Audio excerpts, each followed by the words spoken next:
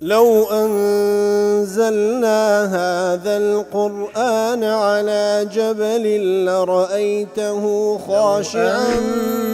أنزلنا هذا القرآن على جبل لرأيته خاشعا أنزلنا هذا القرآن على جبل لرأيته خاشعا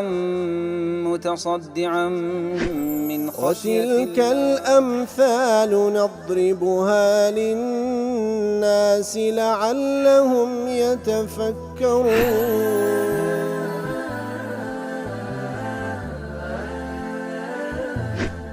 الحمد لله والصلاة والسلام على رسول الله وعلى آله وصحبه ومن والاه. السلام عليكم ورحمة الله. برزان خوش حالم لواني شصت وحفتاود لواني كان تفسير القرآن في روز بيم وخزمتان وبس رزامد رب العالمين وهي وادان مئوي السودي لور بقرن. أعوذ بالله من الشيطان الرجيم. بسم الله الرحمن الرحيم. ومن الأنعام حمولة وفرشا كلوا مما رزقكم الله ولا تتبعوا خطوات الشيطان إنه لكم عدو مبين. بەڵخۆشە ویستان لە ئاەت پێشووتر خی گەورە سوبحانەهو وتەعالە لەوەی کە لە بۆی خەڵق کردینەوە وەکو ڕزق باسی لە زراعەت کرد،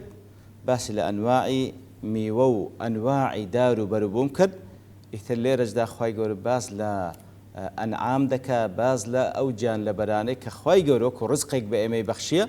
دەفەرمیوە مینە الئەنعام وهروە لە ئەنعام لە وەکو مستەڵەحێکی قورئانی پیرۆز زیاتر لە بۆ ئەو چار سنفە بەکاردێنرێ: مەڕ، بزن، ڕەشەوڵاخ، وشتر. ئیتر لە وشتر و لە ئەنعام و لەو ماڵاتانی کە خی گەورە پێتانی بەخشیە حەمولەتەن و فەرشا دەکاتە دوو بەش. هەندێکی حەمولەیە واتە با بڵێن دەکرێ شتی لێ حەمل بکەن و لێبار بکەن، هەندێکشی فەرشا واتە لە بۆ ڕاخستن کە دەین ڕووین دەکەینەوە. کولوا مما رزقكم الله، بیخۆن لەو ڕزقەی کە خی گەورە پێی بەخشینە. ولا تتبعوا خطوات الشيطان، بدواي هنگاوكاني شيطان دا مرون. إنه لكم عدو مبين، بيقمان شيطان لبونغو دجمنيك دجمناتيكي زور بأشكراه. بلى. ومن الأنعام حمولة وفرشا، أي وأنشأ لكم من الأنعام كواتا لبوتاني خلق كردي لأنعام ما يحمل الأثقال. لأنعام كانوا لو مالاتان كبي بخشينا حيوانات ويلو خلق كردينا ما يحمل الأثقال كوا باري لسر بشتبار ذكري كالإبل والبقر وكو وشتر وكو رشولاخ وحمولة وفرشا. لوانش فرشا ما يفرش للذبح كواتا أي يضجع للذبح واتزور بآسان لسلاتە نیش دادن لە بۆ سەر ببڕێت. طبعاً بەتایبەتی وشتر هەل لە پێوە دەبی بە دوو قۆناغ سەری دەبڕێ، لە پێوە دەبی یەکەم جار لە ملی بدەی ئەو دوای کە دەکەوی ئەو جە سەری دەبڕی. و ڕەشەوڵاخیش بە ئاسانی ئەوها با بڵێن لە زەوی ڕاناخسترێ لە بۆی سەر ببڕێ. ئیتر بەڵام هەرچی مەڕ و بزنە یفڕەش واتە یوڵجع بە ئاسانی لە عاردی دەدرێ و سەری دەبڕدرێ، بەو شێوەی لێک درێتەوە وەفەرشە. أو ينسج من وبره وصوفه وشعره الفرشة. ياخذ بوش لك دريته. هل لو حيواناتنا هندشان هندا قورنا باري لسر بشتبار ذكره وبعامش لمو لخوريكي أو حيواناتنا اعتيادي فرشي ليدروز ذكرتن واتا أو كبتانو ليدروز بكن وكو فرشو وكو هرشت كراي بيخن وكو رايخو أوانا أو ليدروز ذكره. ابن عباس خواي يقول لخوي بابي رازي دفرمي الحمولة الكبار التي تصلح للحمل كواتا. ومن العام حمولة وفرشا حمولة ضلي أو آجلاني كوا هندب هيكلا تواناي أويان كوا باريان لسر بجد بار بكري. وفرشا والفرش الصغير واتا أو حيواناني كوا قتكنا كالفصلان والعجاجيل والغنم وكو فرخة وشتر وكو بتكا بابلين جولكو أو بابتانا وهروها وكو مرو بزن لأنها دانية من الأرض. لو بيجوت لها فرج دفل الوروي نزيك لزي وكو أوانتك برزنين للطافة أجرامها لزوي نوينا لبرأوي حزم ينقسكي مثل الفرش المفروش عليها لزوي نزيك اندفر ملوية بيانقوترا فرش لا معارج التفكر وفرشاء الفرش من الأنعام التي لا تستطيع الحمل والعمل كوات فرش در أو حيواناتانية كوانات وان ريشتي لسر بشتي بار بكري وكاري بيا بكري كالضأن والمعزي وكو مرو بزن وصغار الإبل والبقر وهروها فرخوشترو وهروها قولتشيش كوانات وان ري كاري بيا بكري وشتي لسر بشت بار بكري ويطلق الفرش على ما يتخذ من الأنعام من فرش كجلودها وما ينسج من أصوافها وأشعارها وباركواتا وهروها لو فرشيشن لبرأوي إلا بيستكان كوشك ذكرتها عين فرش اللي دروز ذكر لبو دانشتن بكالك دي وهروها اللمو لخوريكي أو حيواناتان بها ماشيوا كاتكوا ديتسنن اعتيادي برو هرشتك كوا ماي أوي بلا نتيجة شتي اللي دروز بكريكوا لسري دابنشن خواهي قول سبحانه وتعالى دفرمي أول حيوانات ورد جيري إتر فهي من جهة الحمل والركوب تنقسم إلى هذين قسمين كواتا لجهتي أوي كوا هندق لوانا بكالشي أوي دشتي لسر بار بكري وهروها إنسان جدا سر بشتي لبوي كوا سفري بيبكا وهندش بكالشي أو نادا بيت أو دوبشا هندش يان بكالك دين وكو وشتر وكو هندق لرشولاخ شتي لسر بشت بار بكري هندش طبعا هندقس كان كوا بكالشي أو نايان تبنى أو دوبشا وأما من جهة الأكل وأنواع الانتفاع بلام لجهتي أو كوا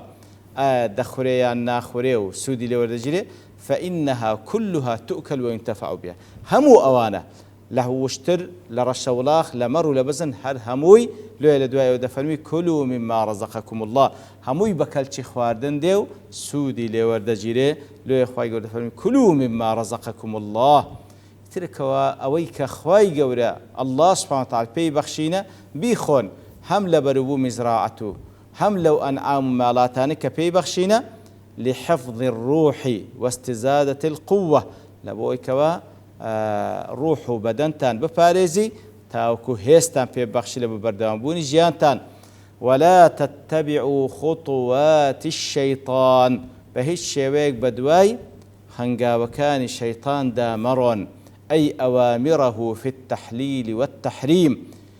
بتايبتيش وكزانان دفرمون كاتك فرمان تنبيد كفلانة شد حلال بكن كخوا حرامي كردية يعني فلانة شد حرام بكن كخوا حلالي كردية كما اتبعها أهل الجاهلية هروكو أهل الجاهلية بخطوات الشيطان وبوسوسي الشيطان أو تحليل التحريمان ذكر فحرموا ما رزقهم الله افتراء على الله أو شتانيك الأخوان حرام ذكر أو زي افتراشيا لسر الله ذكر سبحانه وتعالى لحق تجداب وحي الشيطان بو إتر خواهي يقول لي رو لسندين زيقات ككوا آقادار ما دكاتوا ولا تتبعوا خطوات الشيطان الشيطان خطواته هنقابه يعني وكو زانان دفرمون بهيج شويق نائب مسلمان يقبل لخطوة كمبلي ولا كفر بك ولا الشريك لبو خواب الرياض والعياذ بالله نا تكو الزاني أو إناك مسلمان هنقاو بهنقاو ديبا هنقاو بهنقاو ديبا طبيعتي هنقاو كان الشيطان كوا قناح طبعا بإنسان أنزام دا طبيعتي قناح جوايا وكو زانان دفرمو هر قناح ككر اگر توبد لنا كر سرد شيش برو قناحي قورتر سرد شيش برو قناحي قورتر حتى لكو تايدا تدقينيتا كفر الشرك والعياذ بالله لا زنا نا يكم زرب مسلمانش ملتزم لي ورا زنا بك نا دار تنها تمشايبك تنها دو كلمة قصيرة قلبك بيكنينة شي لقلبك إلى قدش الشريف بريء إلى قلب بستا حتى لكو تايدا يقينيتا أو كواز زناي بيدك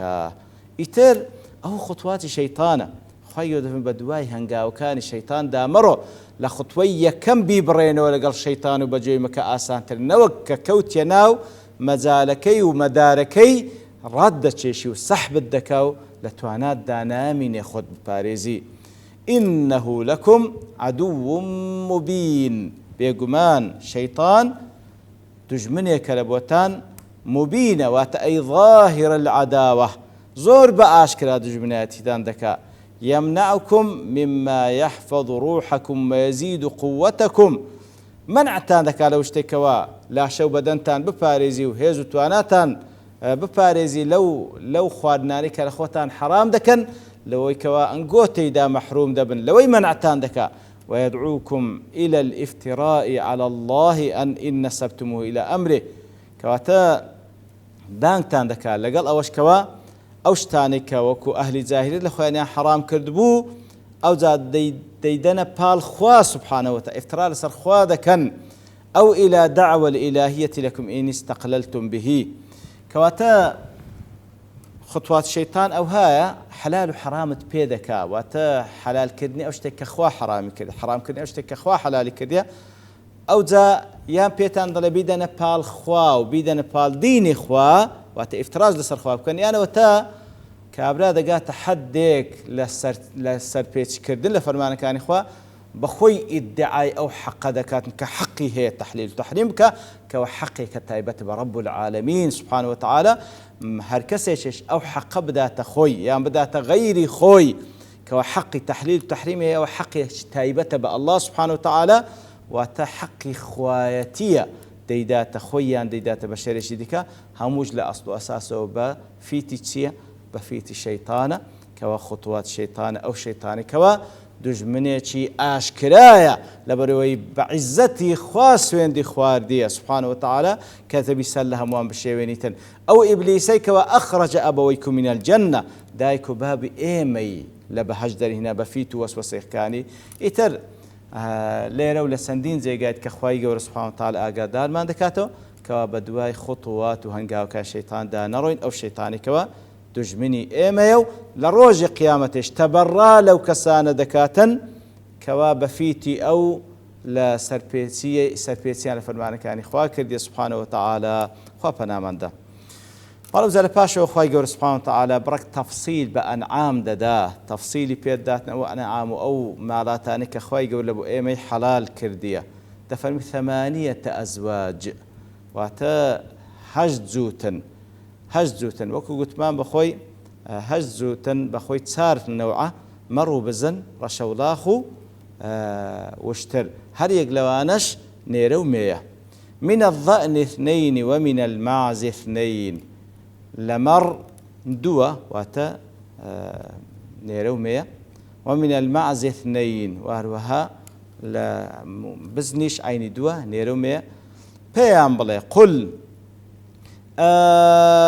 الذكرين حرم أم الأنثيين أما اشتملت عليه أرحام الأنثيين بيان بلي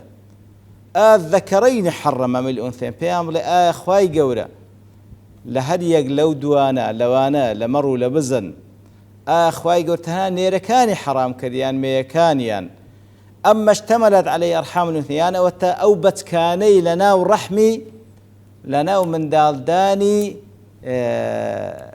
مينكاني عندها نبئوني بعلم إن كنتم صادقون إن كنتم صادقين نبئوني بعلم إن كنتم صادقين دي بيم رابقين بعلم وببالقو دليل أقنقو راز دا كان كوا خواي قول يقلواني حرام كردية بلا كواتا 8 أزواج زوكو دلي بدل من حمولة وفرشاء أو مفعول من كله كواتا لآت بيشو ترخوا يقول فرموي ومن الأنعام حمولة وفرشاء لأنعام هي حمولة هي فرشة وكباس ماكر يتر أو أنعاماني كحمولة وفرشة 8 أزواج هشت جوتا يعني وتا أو مفعول كلو يعني وتا لبيشو لنهاية آيات بيشو ترفرمي كلوا مما رزقكم الله بخون لو رزقك أخوي يقول بيتاني بخشية تر مفعولي أو كلوا يسوى تتسبخوين 8 أزواج هج زورن دويك وأخوي يقول سبحانه وتعالى بتاني حلال كردية والزوج ما معه آخر من جنسه يزاوج زوج 8 أزواج جمعي زوجة زوج ما معه آخر من جنسه يزاوج كواتا مثلا يستمز جنوب ياو هل يقلوان لزمان عربي بيان قلت زوج لزماني داريزي لا يخوان ببياو كذين زوج بآفرة كذين زوجة إتر وكو فصحاج اعتيادية زوج بهر يقلو دوانا دا قلت كواتا زوج أوي كوا مقابلة شهبي وبيكوا وكو بابرين تقدير رب العالمين بيكوا مزاوجة بكنو ئەوانە پێکەوە هاوسەرێتی بکەن و ئیدیکەیان لێ بەپاش بکەوی. وەکو خوای گوت وأنه خلق الزوجين الذكر والأنثى هەر ئەو زاتەیە لە سوڕەتی ئەنەجم دەفەرمێ ئایەت 45 هەر ئەو زاتەیە دوو هاوسەری خەڵق کردینە یەکە و نێر و یەکە و مێ لە هەموو شتێک. وقد يقال لمجموعهما لەوانەیە بە هەردووشیان بگوترێت زەوج واتە هەردووشیان پێکەوە زەوجێکن لەوانەیە هەرێک لەوانش پێ بگوترێت زەوج والمراد الأول ئەوەی لێرەدا باس کرا ثمانية أزواج واتە هەرێک لەوانە مقابلی هەیە كواتا فالأزواج الثمانية من الأنعام هي ما يلي كواتا 8 أزواج أويكوا نيرو ميي بزن نيرو ميي مر نيرو ميي وشتر نيرو ميي رشولاخ. من الضأن اثنين كواتا لمر دو زوجي ليه دو زوجي هي طبعا نيرو ميي لمر وكبا عربي دي الكبش والنعجة كواتا لمر بران من هي وهروها مرا مينمان هي.